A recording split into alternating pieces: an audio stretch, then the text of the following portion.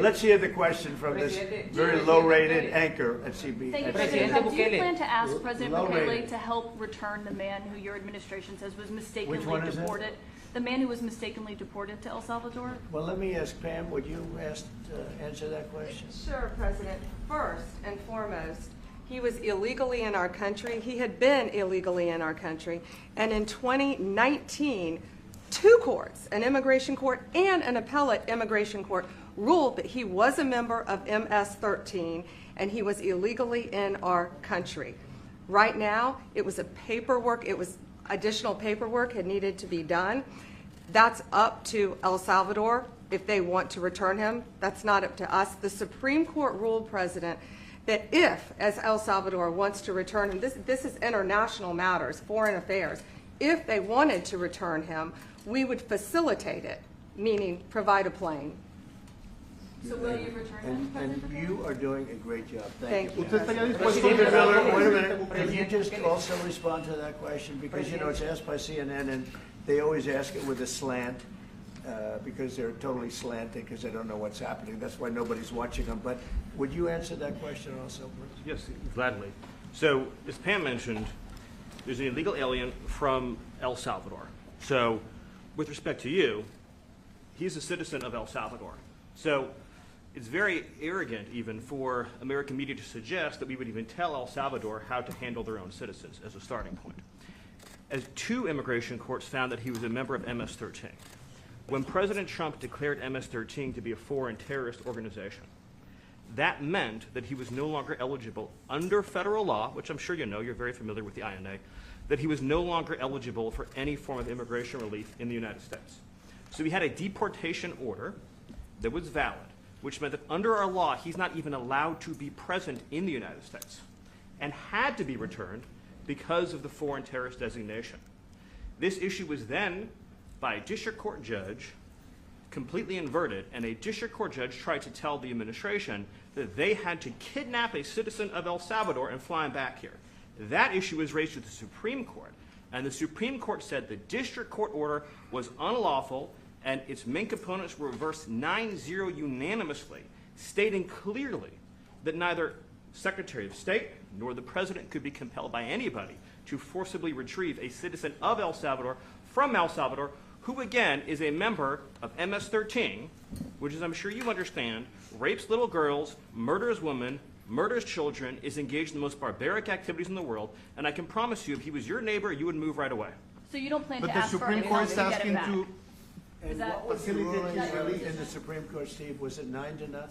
Yes, it was a 9-0 In our favor. in our favor against the district court ruling, saying that no district court has the power to compel the foreign policy function of the United States.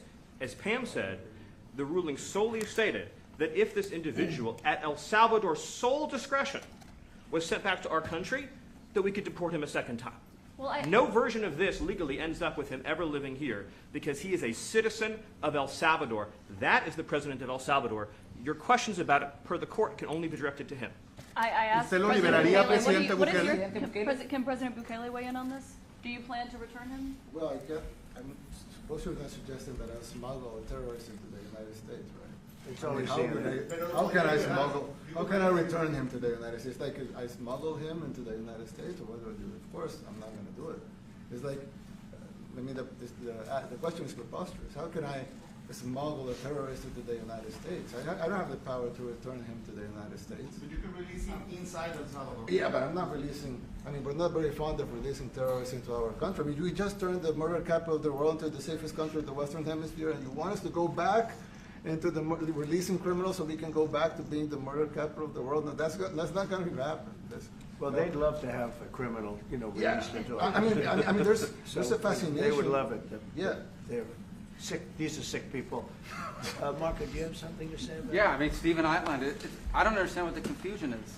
This individual is a citizen of El Salvador. He was illegally in the United States and was returned to his country. That's where you deport people, back to their country of origin, except for Venezuela that wasn't refusing to take people back, or places like that. I can tell you this, Mr. President. No, the foreign policy of the United States is conducted by the President of the United States, not by a court. And no court in the United States has a right to conduct the foreign policy of the United States. It's that simple. End of story. And that's what the Supreme Court held, by the way, to Marco's point. The Supreme Court said exactly what Marco said, that no court has the authority to compel the foreign policy function of the United States. We won a case 9-0, and people like CNN are portraying it as a loss, as usual, because they want foreign terrorists in the country who kidnap women and children. But President Trump, his policy is foreign terrorists that are here illegally get expelled from the country, which, by the way, is a 90-10 issue. Well, Mr. President, you said that if the Supreme Court said someone needed to be returned, that you would abide by that. You said that on Air Force One just a few days ago, and they said that it must be facilitated. Why don't you just say, isn't it wonderful that we're keeping criminals out of our country? Why can't you just say that? Why do you go over and over, and that's why nobody watches you anymore. You know, you have no credibility. Please, go ahead. President Trump, thank you so much. How many illegal criminals are you planning on exporting to El Salvador? And President Bukele, how many are you willing to take from the U.S.? As many as possible. And I just asked the president, you know, it's this massive complex that he built, jail complex. I said, can you build some more of them, please? As many as we can get out of our country that were allowed in here by incompetent Joe Biden through open borders. Open borders. You probably hear open borders and you can't even understand it because nobody can understand. Nobody smart or with common sense can understand it. So we have millions of people that should not be in this country that are dangerous. Not just people, because we have people, but we have millions of people that are murderers, drug dealers. They've been allowed to come into our country by other countries that were very smart. When they heard that this very low IQ president, and by the way, I took my cognitive exam as part of my physical exam, and I got the highest mark, and one of the doctors said, sir, I've never seen anybody get that kind of, that was the highest mark. I hope you're happy with that, although they haven't been bugging me too much to take a cognitive, but I did do my physical and it was released. I hope you're all happy with it. I noticed there's no question, so probably you are. But the cognitive, they said to me, sir, would you like to take a cognitive test? I said, did Biden take one? No. Did anybody take one? No, not too many people took them.